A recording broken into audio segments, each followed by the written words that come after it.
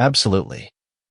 Here's a condensed, cinematic, American-style YouTube voiceover script, 12001350 words, retelling your story with more bite, rhythm, and real-life flavor, just like you'd hear from someone recounting their wildest day over coffee. The conflict kicks in fast, with sharp dialogue, strong visuals, and a memorable ending that practically begs viewers to sound off in the comments. You ever see someone act so entitled? You think, nah, nobody's really like that in real life. Well, buckle up because what went down last week still feels like a scene straight out of a movie. It was one of those mornings where the universe just wants to mess with you. I'm talking rain pouring down so hard it sounded like rocks hitting my roof, thunder shaking my dashboard, and I'm late for an econ final I cannot miss. But hey, I'm not alone. The whole campus looks like a stampede of wet rats. Umbrellas inside out. People running for their lives. The works. And right there, blocking the two best parking spots in the entire lot, a brand new white Mercedes, sitting diagonally like it owns the place. You know, the type windows so dark you'd think a celebrity was hiding inside. But when I drive by, there she is, some woman, totally dry, sipping coffee, scrolling her phone, doesn't even glance at the storm raging outside. Meanwhile, the rest of us are just trying to keep our socks dry. I circle the lot once, twice, 3 times. By the 4th, I'm practically begging the universe for a miracle. Spoiler alert, the universe just laughed. I end up in the overflow lot, practically needing a passport to walk back to campus. Shoes already squishing, hair dripping, notes for my final probably turning into papier-mâché in my backpack. Yeah, that happened. So, I'm trudging past the Mercedes and something in me just snaps. Maybe it's the weather. Maybe it's the fact that she doesn't even look up as dozens of us suffer. I don't know. But I stomp up and knock on her window. She lowers it about an inch, gives me that look, you know the one, and says, "What? Ma'am, you're blocking 2 spots. It's finals week. Could you please move so someone else can park?" She actually laughs. "I'm not getting wet for you. Take the bus." Then she goes back to her phone. And I know what you're thinking. This has to be a joke, right? But no.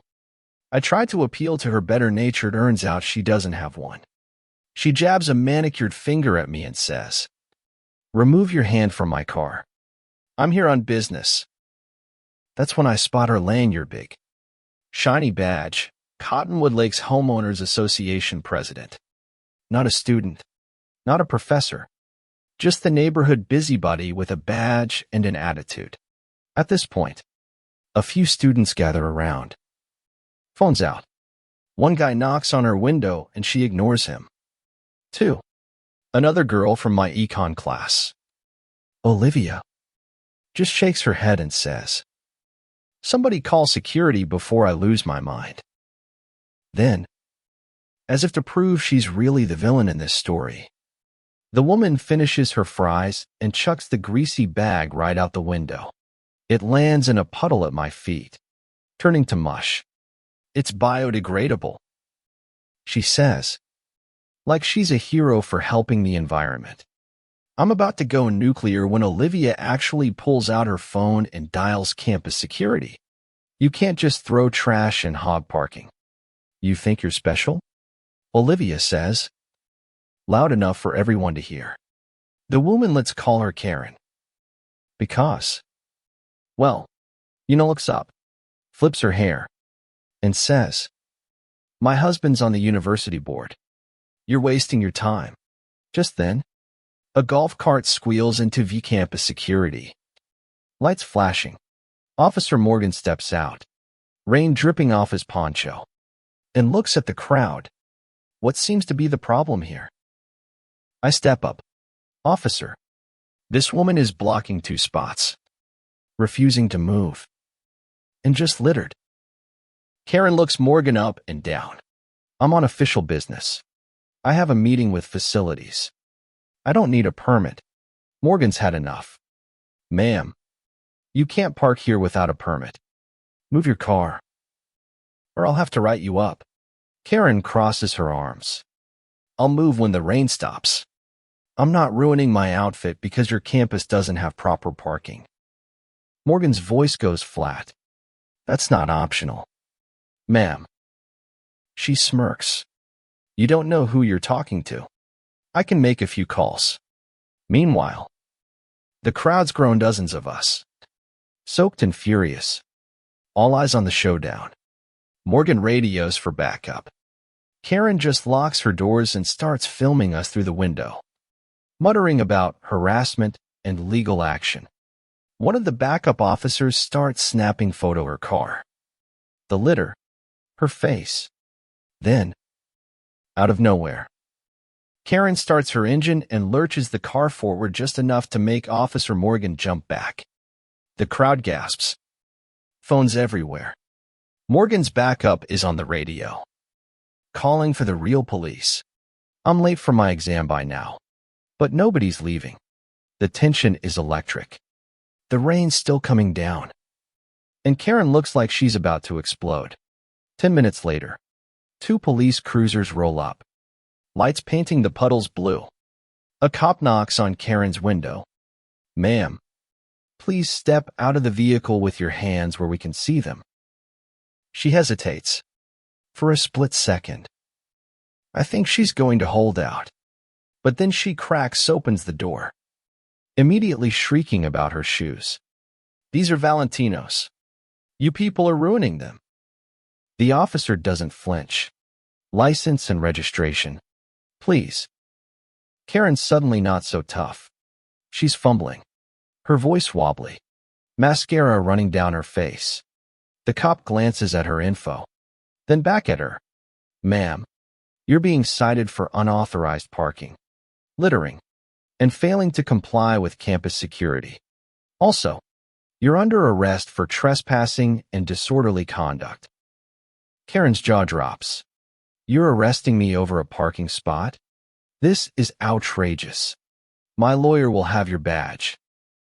The officer just calmly reads her rights. Morgan is shaking his head.